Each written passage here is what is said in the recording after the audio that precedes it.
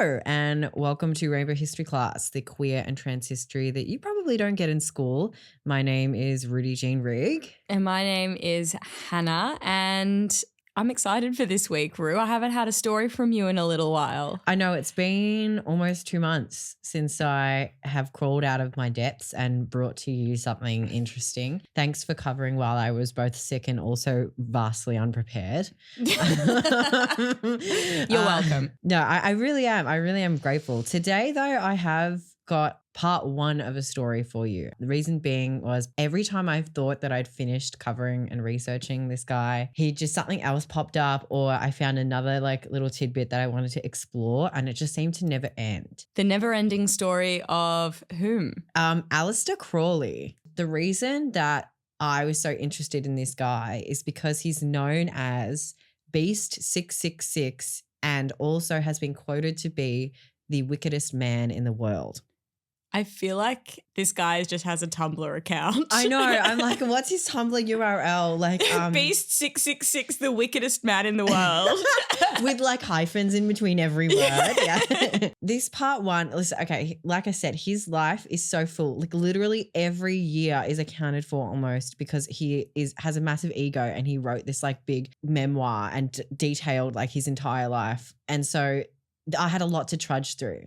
But what got me was that even though this man had detailed his whole life, it seems as though he lived a double one. And so, and that's why I said to you a few weeks ago, Hannah, I'm not ready. This guy's just sent me through sent a spanner in the works, and I just had to go back. So you've been holed up in Aleister Crowley's hole, yeah, and you finally become ready to emerge. It was so bad as well that all of my algorithms got changed to Crowley core. Yeah, basically lots of demons, lots of found footage of vampires and random as if that's stuff. not your just general algorithm. What are you talking about? What changed from what? No, but it went from the girly pops to these disheveled men guys, I'm back again here. Look, I found some more footage for you. It went from To be honest, the girly pops is more surprising than the disheveled demon hunters. Yeah. I don't know. I'm hooked into the demon hunters and, I always thought you were there with me, but no, I am, but they're quite disconcerting. Sometimes you just watch one too many and you think, what's that noise? And it was just the microwave going off. That's what that kind of vibe gives to me. I know, I've seen Supernatural. I don't want to talk to you about Supernatural. Anyway, let's start with this guy's full life. I want to take you back to when he was born. That's a good place to start if you're looking at a full life. Hey, sometimes people, they don't really come into this world until their late 20s. When they come out. Yeah, frontal lobes formed. They figure out lots of things about themselves. His name is Edward Alexander Crowley, and he was born in Leamington Spa, England on October 12th of 1875. So he's a Scorpio, I think. No, Libran. October 12th. Is a Libra. Is it? I bet he wishes he was a Scorpio. Let's see. Everybody wishes they were a Scorpio. No, see, this is the thing. I didn't feel like he was a Scorpio. This is me just talking shit now, but I didn't think that he was a Scorpio, mostly because the occultist thing, it has Scorpio vibes. It does, but then something was telling me that I was wrong, and I was wrong, so that's fine. He's a Libran, a wannabe Scorpio. All right. So his family was from a strict fundamentalist Christian sect, and that's how he grew up. And so he was really raised with a thorough knowledge of the Bible, and he went on to study at Trinity College at the University of Cambridge, which I looked up on a map and I have been to, which is really interesting and kind of freaky. What do you mean? You looked up on a map and you've been to? I know you've been to Cambridge. Why did you need a map to know I've been there? No, because, okay, listen, have you ever been to or looked at a map of Cambridge? No. Okay, so it's a freaking massive place. You think, oh, Cambridge is a quaint, nice town, which it is, but there's a lot of colleges there. And the thing with the colleges is they're quite spread out and there's lots of lanes, and it's if you go to one doesn't mean you've been to all of them. It's just if So what you're saying is you went to Trinity College at Cambridge. I walked through the grounds, yes. Confirmed. Okay, got it. Which I was just so funny to me. It's a pretty famous place, and you're like, so the first thing I did was I got out a map, and there I identified that I have in fact been there. It's what were you taking in when you were there the first time? Just nothing. No, okay, listen, this is when I was at Cambridge. I did not study there, unfortunately, but I have a friend who has. Mary, Iconoclast, if you're interested in art history, go check her out. But I was visiting her there and we were doing do you remember those videos we did? I remember. Okay, great. So we actually had to break in to we didn't break in. We told a white lie about the fact that I was a student, which I wasn't, but I guess we're all students of life, aren't we? So where's the lie? I can't find one. And we got into this church. Anyway, during that day, that was when I kind of found myself walking around Trinity College. I don't know if I went in there because they have quite strict security, but I was definitely at least at the front gates. Anyway. So basically you just went in and you were ye old English stuff. I love it. I'm not sure if I was in there, but I was in there. Listen, there was a part of my soul that has not left Cambridge and it's still. I'm worried you need to collect your little pieces of your soul. No. And pay more attention when you're being a tourist. Maybe. Anyway, back to this fun guy. What you need to know about him is he loves two things in his life, mountaineering and poetry. Me too, except for not mountaineering. Yeah. They're very crucial to his story in that they kind of are two things that kind of come up again and again no matter what's sort of happening in his life. So something that he was kind of known for was a collection of poems that was titled White Stains, which, yes. Okay. Which is to do with masturbating and sex, and that was released in 1898. And some have said that there are homoerotic tones or messages, themes and stuff in this collection of poetry. I already know that there are, and I haven't even read it. Well, do you want me to read you some? Because I've got a selection. This section that I'm going to read, some people say that it's homoerotic. Some people say that it's not. I'm just going to read it. It's poetry. It's up to your interpretation unless the author has stated. So here we go. You crown me king and queen. There is a name for those whose soft sound I would abandon all. This pomp. Aleister would have had you call some soft, sweet title of beloved shame. Gold coronets be seemly, but bright flame I choose for diadem. I would let fall all crowns, all kingdoms, for one rhythmical caress of thine, one kiss my soul to tame. You crown me king and queen, I crown thee lover. I bid thee hasten, nay, I plead with thee. Come in this thick dear darkness to my bed, heed not my sighs, but eagerly uncover, as our mouths mingle my sweet infamy, and rob thy lover of his maidenhood. Which, it reads very nicely. I mean, I was not convinced of homoeroticism until the pronoun his. Yeah. And then I'm like, okay, it's clear. Well, he's begging a man to come into his bed. That's what I thought, but then people are like, oh, he's referring to himself in third person. And I was like, that feels very like the lengths I know straight people will go to deny queer people in history. They're writing a love poem and they're talking about themselves in third person. I mean, that's a gross oversimplification. I'm sure a lot of poetry scholars have a lot more context into this, but I would say that if it was not objectively written homoerotically, readers would be able to glean that from that poetry. I think so. And what, as well, to add some more information to this poem, during this time that it was being written, he was at Trinity College. It was during his time at the Cambridge place, which I was also at. Based on a map that I looked up. Yeah. And he was intimate with this guy called Herbert Charles Jerome Pollitt, which nepo baby name if ever I've heard one. I'll say so. And he was known as a patron of the arts in retrospect, and he was also at the time an onstage female impersonator. So this is who some speculate this poem is particularly written about. However, of course, we can't be sure. I don't know, because there was a little, wasn't there the word maiden? Yeah, maidenhead, and then the pronoun his. Yeah, sounds like it could be done on purpose. Perhaps. To talk to gender. Perhaps. I mean, that we're unsure of, but something we are sure of is the fact that he shortly and quickly during his time at Trinity College joined a secret society. That we know 100%. Well, it mustn't have been very secret then, well, if that's what we know for sure. Well, that's what I was thinking the whole time. It was anyway. So he joined the Hermetic Order of the Golden Dawn in I love that secret society. I know, it's one of my favorite secret societies.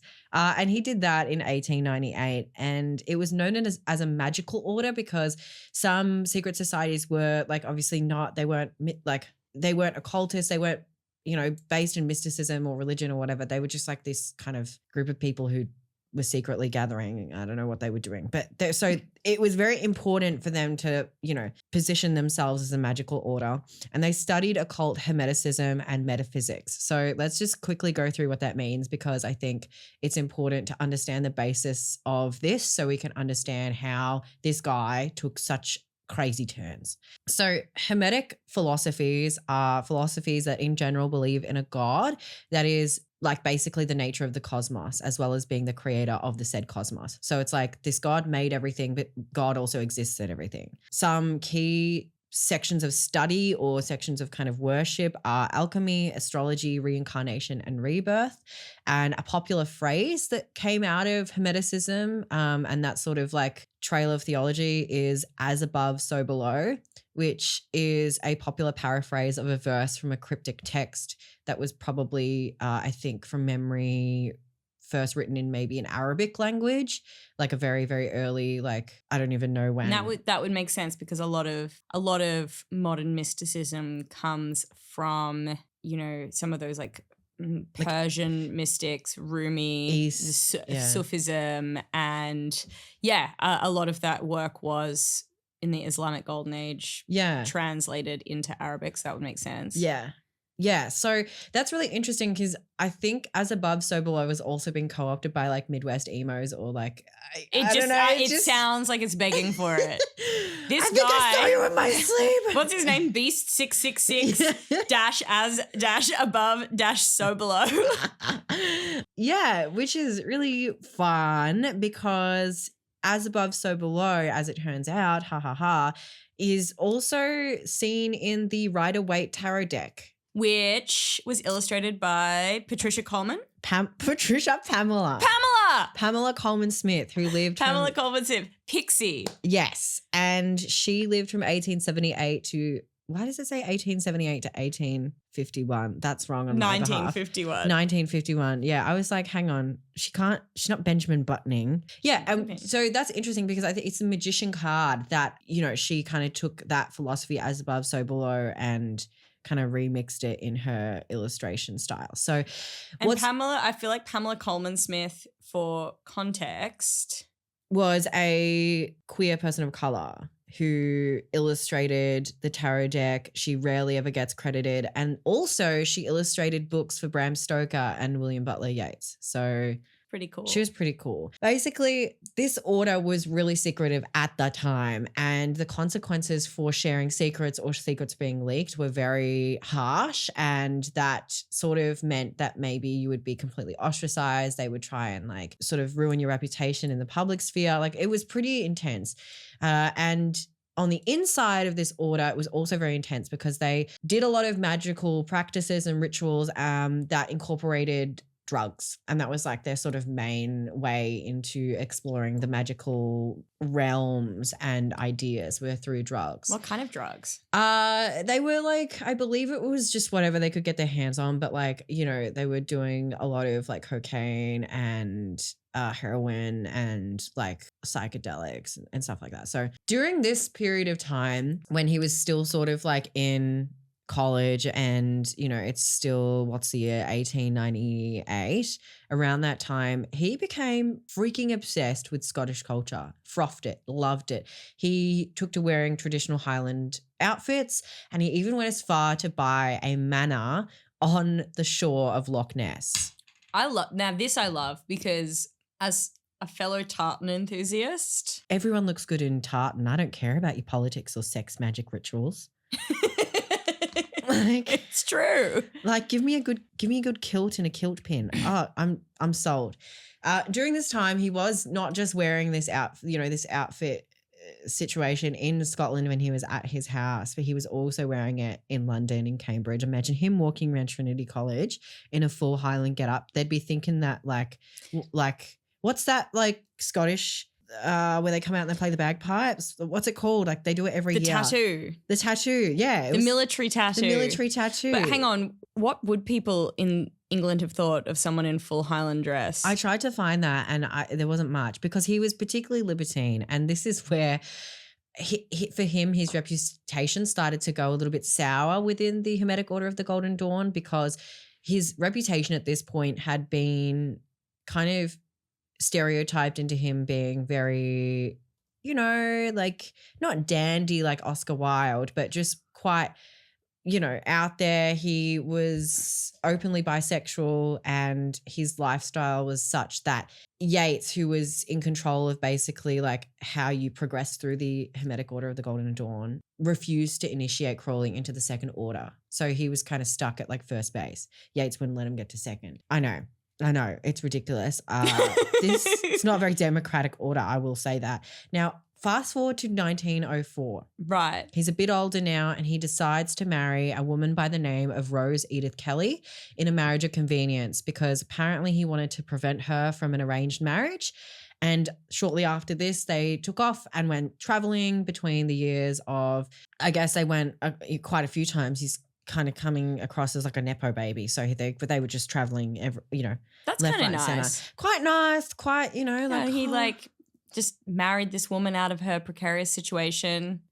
Hopefully he was not an asshole to her. Well, not sure, because he was quite open with like how he lived his life. Like I couldn't tell from what I read that he was sort of like going behind her back. But I do want to say I don't think this guy's very nice, but he has led an interesting life. So let's hope that Rose was aware of what he was doing. But while they were on their honeymoon in Cairo, he began to develop his own religion, because he kind of got cock-blocked by the Hermetic Order of the Golden Dawn. He was really into drugs. He loved like that kind of exploration of life, and he denounced his Christianity. He really didn't agree with it, and he was really looking for something else. And this is when he began to develop his own sort of system of thinking and theology. So I feel like this story is one I've heard so many times when people have just dated a guy in a band. Really? Yeah. When they're starting their own thing. Like the guys are really just like they weren't getting my creative expression, so we had creative differences. So now I've actually been hanging out just in my parents' basement. I'm starting my own thing. It's going to be huge. If you want to join me for the ride. Otherwise, get fucked. It's so true. Again, if you just don't see the same way, like, the guys, I don't care that we've known them for like 10 years. Like, they just got to go. I think we're just growing apart. Yeah, that's what it's like. Creative process. Literally. He wasn't in a basement. He just like had this room in the place that they were staying where he set up a temple, and he called it. I stick with the band analogy. How annoying would it be if you've just married a guy, next minute he's exploring his own religion, you go to sleep, you wake up the next morning, and he's rearranged your furniture into a temple. Yeah, basically. And then he goes, babe, get this. I'm evoking the spirits and deities of ancient Egypt. Like, what would you do? That's nice, lady. I'll have a cappuccino, thanks. Like, what? So, anyway. So go off. Yeah, King. Cool. So this is what he's doing. Got a temple room, and he's like, I'm going to invoke ancient Egyptian deities. And apparently during this ritual that he had, done, the god Horus appeared. Cool. Sick. So that's the first like real moment for him in his spiritual journey. He's like, it's basically one of the first deities or gods that he's come into contact with, that has been present during a ritual. And so he writes it down as he's like writing a lot of this stuff down, and decides in the next few days, let's check out a museum, as you do. So they go to a museum, like an exhibit on, that was numbered 666, that of the beast. Okay. And he said, which I thought was quite important. Now, that's not verbatim, but he did say like he took note because he thought that it was interesting that he'd been sort of led to this exhibit. And after that, he really took this as a sign. He really took this as a very strong sign from the universe, or at the time, I'm not sure who he was particularly like worshipping. And he decided to write the Book of the Law, which proclaimed that humanity was entering into a new eon, and that Crowley would serve as a prophet, which, as we know, is a very, very common line for people who are swept up in concerning ways of thinking. We see it a lot with modern cults, where there's a leader who has ideology that's not particularly perhaps based in proven science and things like that. This was kind of where things became concerning. Now, he stated that a supreme moral law was to be introduced, and the phrase, do what thou wilt shall be done of the law, which basically meant that people should learn to tune in to their will, like their one true will and the one true truth of the universe. And basically, after he had really put pen to paper and got all of this out, he decided that he wanted to put a pause on this. It was a lot for him. He was unsure of what to do with the book of the law. And he's actually said that he often resented it. And he said that he ignored the instructions which the text commanded him to perform, which were as follows. The text commanded him to steal this stele of revealing from the museum, which was part of the exhibit that he went and saw that time. There was like a monument there, I don't know what it exactly was, but he saw it. And again, that kind of confirmed to him what he should do. And so this text that he had then gone to write said, no, you should go take that from the museum. That's yours. That's just colonist bullshit, in my humble opinion. But that was the first thing. So he wrote down his own text, which then sort of came alive in a sense and haunted him. Yes. And told him to do things. Yes. Okay. And so the first thing being steal the thing that he saw in the exhibit in Cairo. Then he should go and fortify his own island. So basically like set up camp somewhere. And then once he's there with his monument with a fortified island, he should translate the book into all of the world's languages so that everyone's able to find their will. So this guy is starting to lose touch a little bit, in my opinion. I'll say so. I also think there's just some just real innate white privilege in this idea that like you're just jotting down your thoughts, writing your dream diary, all of a sudden you're claiming an island. Yeah, it's Delulu. He's fully just like not with it. He's just, anyway. So this honeymoon period ends. He's put down the book of the law. He said, you know what? I've just got to let this go. It's not time for me. Like, it's just not the right time. I'll come and revisit it when I'm ready. And he decided to go mountaineering in Nepal. And he has struggled with his community in England with the Trinity College folks, the Hermetic Order of the Golden Dawn. He's been kicked out basically from there.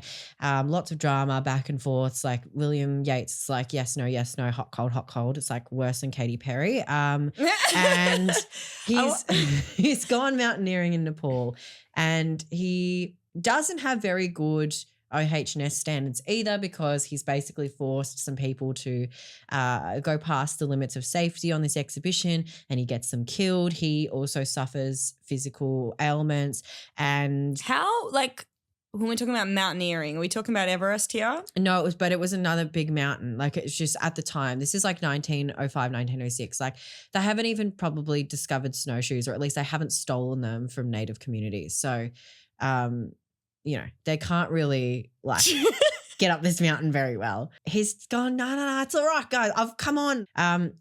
These people die. 4 people are killed on this this mountaineering trip, and mountaineering community hate him. They're like, yeah, you dogged us, bro. Like, you've killed some of our brothers. Like, he basically gets... How did he recruit these people? They were kind of friends. Like, he was in this, again, mountaineering community. Like, he just weasels his way into everything. And it sounds to me if there's a secret society, this guy's going to try and get an invite. Yeah, literally. Even if it's a mountaineering club. Yeah, it's like the Victorian version of run clubs. And so he is basically told, like, fuck off, like, don't, like, you can't run one of these again because you've just gotten 4 people killed. Like, and these were like, a couple of them were experienced, you know, climbers. And then how did this guy get them killed? Because he told them it was safe and that they would be okay to climb, and they followed him. I don't want to victim blame, but you shouldn't listen to some random occultist that comes in and says, don't worry, bro, it's okay to climb. I think he's got +4 in charisma. I think he's like risen them, basically. He's just very persuasive. So he goes, fine, all right, whatever, like, I'll go, I guess. And he spends some time with family. He travels around more, and he wrote another book, The Scented Garden. Okay. And this book was part mystical text, part homoerotic parody, and it was arguably actually one of the first English works of explicitly gay literature. But it wasn't really considered like part of like classic literature canon because it was a parody. It wasn't like a serious, hot take on anything. Yeah. And he then sailed to Japan and Canada before continuing to New York City, where he unsuccessfully solicited support for a second expedition. And I'm like, I wonder why. This guy's going again. Yeah. So all of this traveling has really burnt a hole in his pocket, and it's 1907 now. He was trying to earn some more money. He wanted to get back out there in the world. And so he actually was hired by a guy named George Montague Bennett, the Earl of Tankerville, to help protect him from witchcraft. This guy's just like hustling for any money that he can get, but he just won't go and work at a CVS. Like he's just like, he's like, how can I get some money? I will prey on other Nepo babies with more severe paranoia than me. Which is what he did. And there's so many other easier ways to get money. Or maybe there's not. Maybe I don't there's know. not. Like, he's just like, hi, these are my skills. I can save you from witchcraft. And they're like, I'm actually good. My garden needs a hoeing. He's like, can't do it. I can't do it. No, you're definitely just the witchcraft cursed. thing. I've sensed it. And so he took advantage of this guy's paranoia, particularly because this man was also addicted to cocaine. And so what did Crowley do? He was like, I got you. Let's go on a holiday to France and Morocco. And that's what's going to really cure you of your witchcraft issue. So, I mean, kind of like already I'm just getting just like the idea of like this guy just coked up, making his own religion. Like I wish I could say I haven't met the equivalents of this guy in my time. Listen, there's 1 in 5 people of every sharehouse in Fitzroy fit this description. Literally. So after he left that post, he hung out at his place in Scotland. He had a lot of sex. He took a lot of drugs, and he also wrote a lot. At this time was when he started to really get into sex magic rituals. And so that basically for him, what that meant was taking a lot of drugs, performing sex acts and calling it magic. And I'm sure, again, we've all had a date where someone's turned around and said, wow, that was really magical. So it's basically the same thing. Now, again, he hasn't returned back to the Book of the Law, but instead he's decided to make another occult society. Can't let it go. He's just drawn in by this. Like, I think he just really needs to find community. And for him, this is just in secret societies, which I have respect for. This one. He needs to understand, though, if you are going to join a secret society, the point is to find community. And in order to find community, you have to have a level of like decency, kindness and decency and the interest in chatting to other people. You can't just go around recruiting people for your batshit travels, letting them die and then trying to start again. Thank God he doesn't have a ukulele. So this society was called AA. The interesting thing about it is it's A, and then there's like a triangle made out of dots, and then another A, and then a triangle made out of dots. Picture that how you want, but that's basically how it's written down. And I'm like, can we just drop it? Can it just be AA? Like, well, that's already a thing. I know, which is why I'm like, so it's A triangle dot. Yeah, but I will not be saying that. Got it. So this group's headquarters and its temple, because obviously that's where the temple is, was situated at 124 Victoria Street in central London, which if you've got everything and a postcode, it's not a secret society in my opinion. And the rights for this were really borrowed from the Golden Dawn. I think he was still salty from his issues that he had with that secret society, but this time it had a thelemic basis. Now, themalism or thelemism, there's a lot of hard letters in that word. This comes up later, and I don't really want to like get into it at this point in time, but this was sort of part of his personal theology and like the way he kind of went about things. So he's starting to add his own personal flair to it. Now, in November of 1909, Crowley became increasingly frustrated with his wife, Rose, because she had an alcohol addiction and he divorced her on the grounds of his own adultery. So he obviously had been committing lots of sex acts. He had lived a libertine lifestyle and Rose had sort of come along, you know, for the journey with him. They did have a child who was quite like, you know, insignificant to the story, which I wasn't why I've omitted them. And he was like, babe, I can't do this. It's me, not you. And divorced her. I wonder how often that did happen because that was the only way to get a divorce. Yeah. At times is to prove adultery. So I wonder, I guess in that sense, it's really easy to get a divorce. You just have to cheat on your partner then you get one. I guess so. And then, come out about it. Now, their child Lola was entrusted into Rose's care and the couple remained friends and Rose continued to live at his Scottish estate.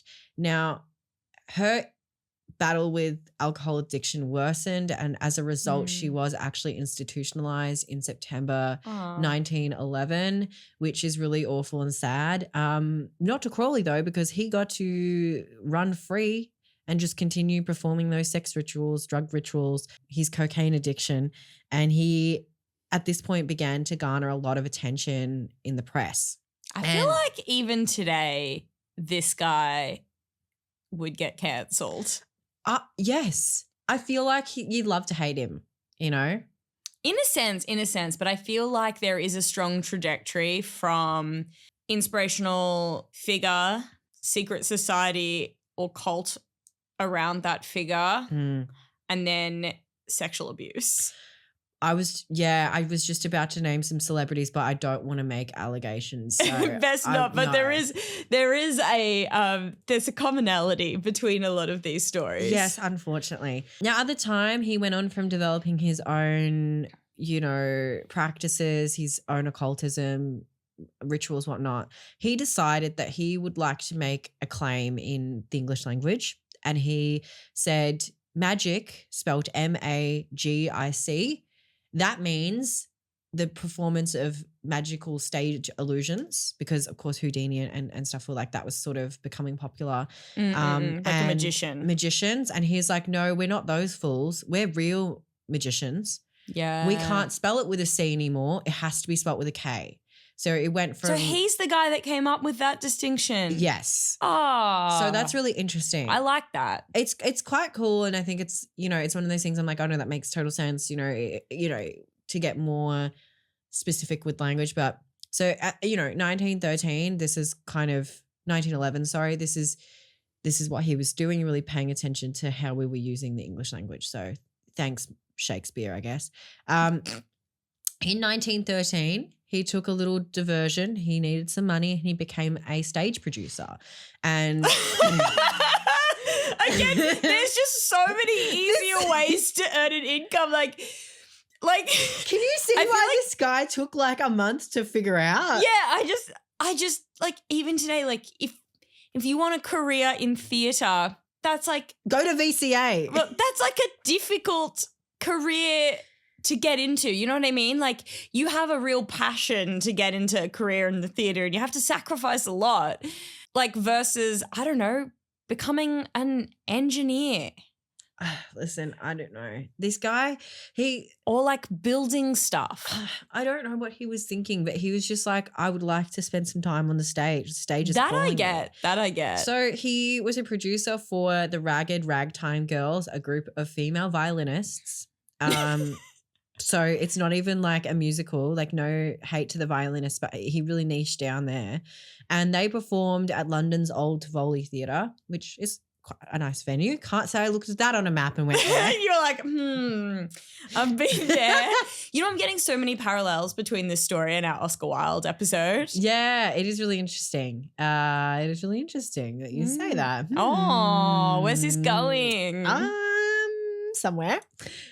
Now, It's going to Cambridge. It's going to Cambridge. You checked the map. Yes, I did. I have mapped it and it is quicker if we go with tollway. So I hope you're okay paying that fee. Now, during his time as this stage producer with the 4 violinists, or sorry, excuse me, I don't know if there was 4. That's a presumption on my part.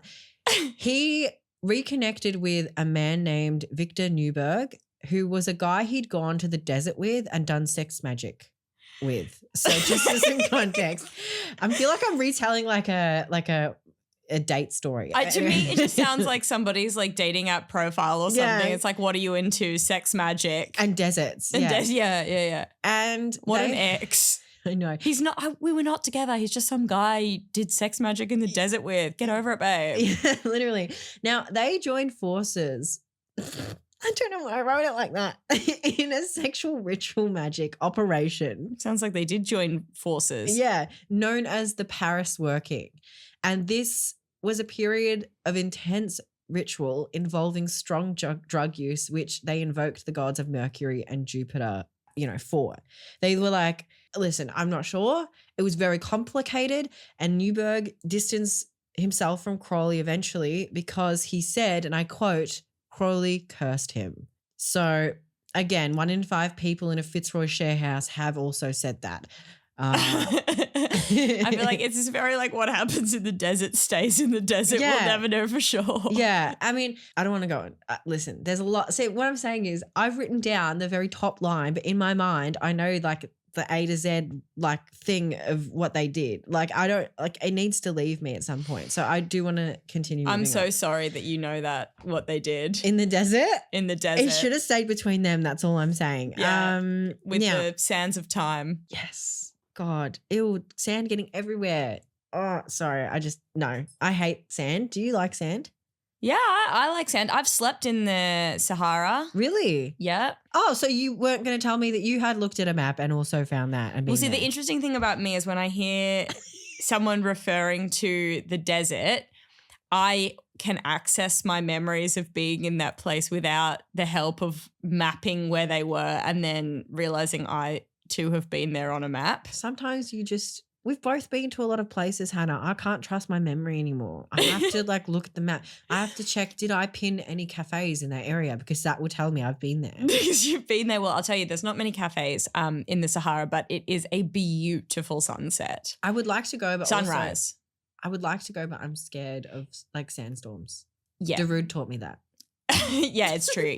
I think you would actually hate it. As someone who hates sand and sandstorms, the Sahara is not for you. Also, you might get a migraine and you'd be cooked. So Yeah. You spoke about Oscar Wilde. I did at length. At length, there was a whole episode on that. Check it out if you haven't. But I bring him up again because something you didn't mention, you talked about you talked about what he said on his deathbed. Yes. Which was something he's at war with the wallpaper. One of them has to go. Okay. You didn't speak about his grave though. Now, I will ask you this. I've been to his grave. Have you been to his grave? I looked on a map. Can you describe his grave? Tell me about it. A lot of people had put lipstick on and kissed it. Ew. Yeah, that was a thing. And they were like, people had like written things on it. But I remember it was a bit of a thing that people. But it's not just a gravestone. It's not just a headstone. No, it's a full thing. It's got Okay. like a statue on it. Okay. That was really what I was asking you to describe, but it's okay. You told me about the lipstick, which really tells me a lot about you. So thanks for sharing. Yes, I'm sure people were kissing it, which you do you. I'm not going to yuck your yum. But this grave was not just like a regular gravestone. It was a statue that was commissioned. It's like this big demonic flying demon angel thing, which kind of looks almost a little bit like Egyptian. I wouldn't say that it is. I could not confirm if it is. I'm not, unfortunately, an archaeologist, despite my best efforts at 7 years old. But it was made by this guy called Jacob Epstein. He was a 28-year-old New Yorker, and he was this kind of prolific sculptor. He worked with a lot of stone, and he would sculpt out shapes, and Oscar Wilde wanted him to make his grave. So I have one piece of information to slip in there about the kissing. Yes. The lipstick. Apparently there's so many kisses on Oscar Wilde's tomb that the lipstick is eroding the stone. Really? Yeah, so the kiss of death. Oh, God. Anyway, carry on. I'm just wondering Why kisses? He doesn't seem like a kissing guy.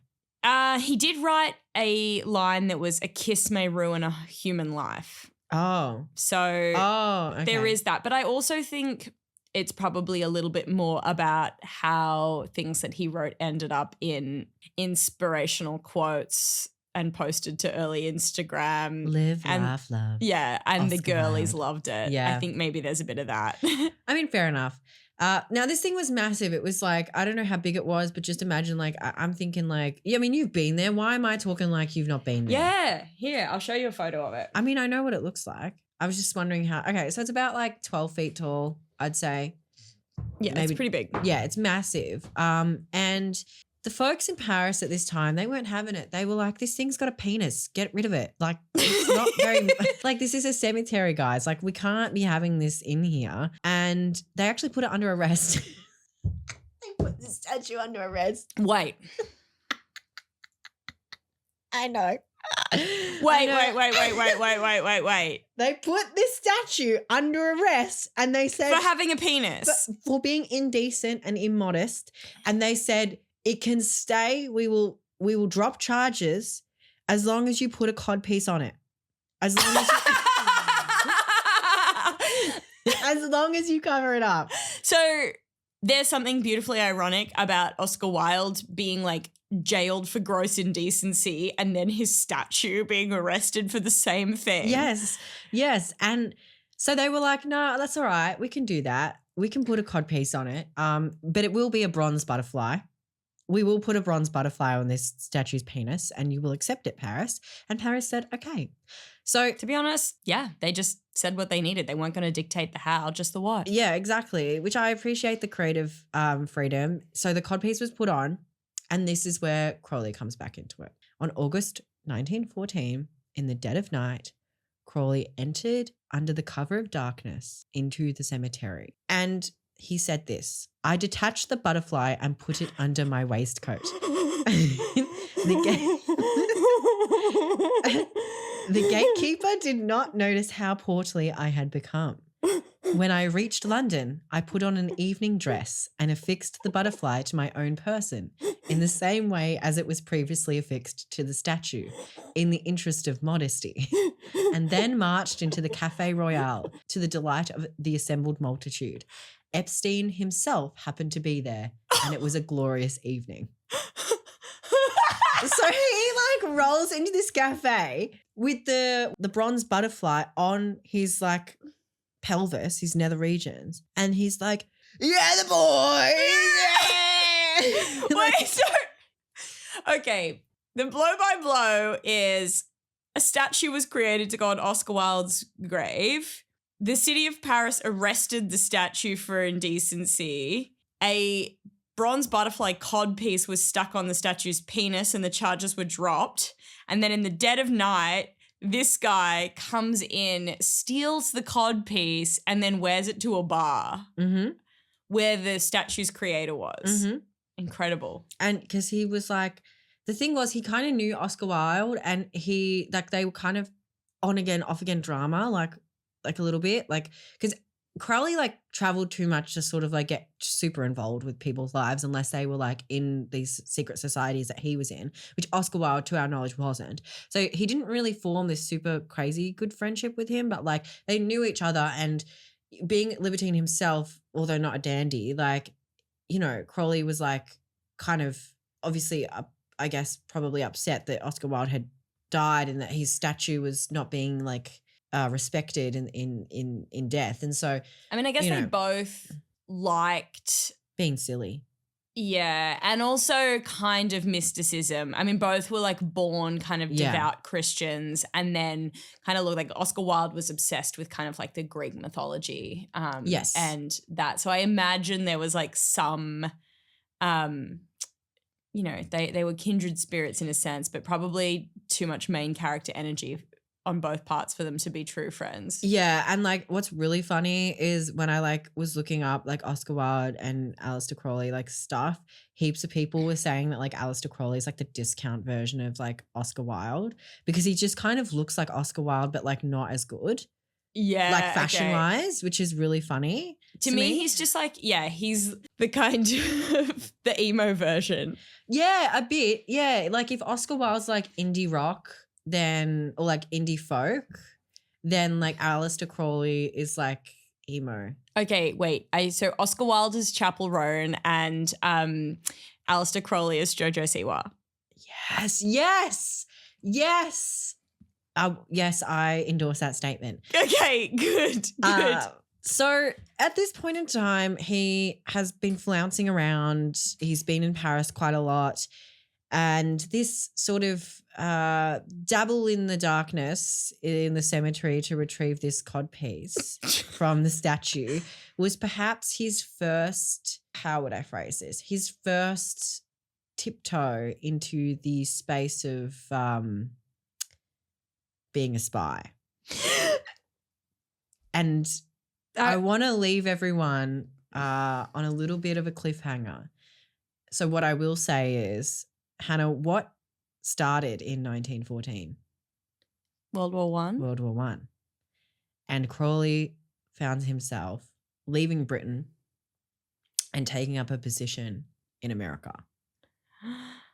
And that's where I will leave everyone for this week. Oh my God. Also, I just like love the idea that this guy who loved secret societies so much, he wanted to get even more secret. And like the most secret you can get is literally being a spy. Well, yeah. And like, this is the thing. I don't want to, I'm literally not going to say anything about the spying and okay, I'm trying like to drag it out of you. Yeah, You're not going to drag it out of of me. What I will say though, is that he doesn't die until like late 1940s, early 50s. I have to check his death date. But like, so we're talking about 1914. He still has a huge chunk of life to live. And boy, does he live it. This is honestly everything that I could have wanted.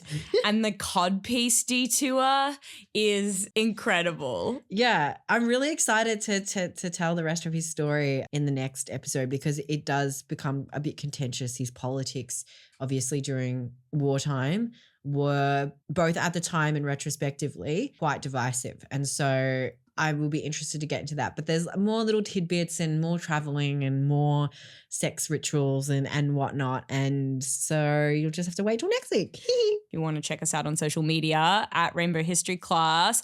And we would love for you to DM us with your thoughts on this episode, or you can jump into the Discord. Yes, which you have to jump into, don't you? Yes, I will be jumping in there very soon to chat and say hello to you all. But until next week, please, if you are still listening this far into the episode, we would really love it if you leave a review, subscribe to this podcast. I'm telling you, this is like our 20th episode. I don't know. We've been doing this since February. If you've been listening, if you've listened to more than one episode, you owe us a review. Pay the piper. Leave a review, please. This is me being like a firm friend. Okay? Go drink some water, have a delicious snack, and by the time you've had the third bite, I better see a review. I better see one. I agree. Thank you, Rudy. But until next week, I'll leave you with some words, and that is, not everything is gay. But gay infiltrates everything, including the secret society near you.